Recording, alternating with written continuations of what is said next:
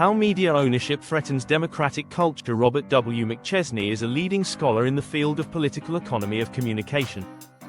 In his seminal book, Rich Media, Poor Democracy, Communication Politics in Dubious Times, 1999, McChesney argues that the consolidation of media ownership poses a serious threat to democratic values and public discourse.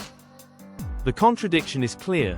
While media technologies have never been more powerful or profitable, the quality of journalism and democratic debate is in alarming decline. McChesney key arguments from Rich Media, Poor Democracy. 1. Media consolidation erodes diversity. McChesney shows how a small number of transnational corporations control vast segments of the global media landscape. This consolidation limits the range of perspectives in public debate, the diversity of voices and cultural expressions, access to independent and community-based journalism. Example, in the US, 6 conglomerates, e.g., Comcast, Disney, Paramount, control over 90% of media output.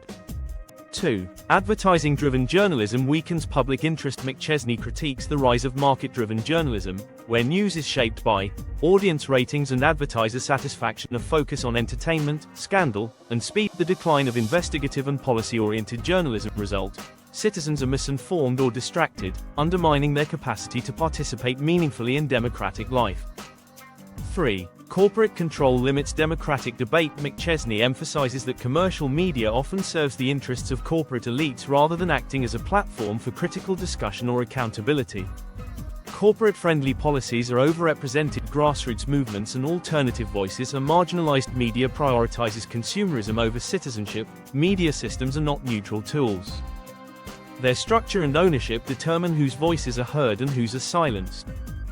Today's relevance, big tech, AI, and algorithmic control. McChesney's critique has become even more urgent in the digital age. Google, Meta, and Amazon now dominate not only content, but also the infrastructure of information.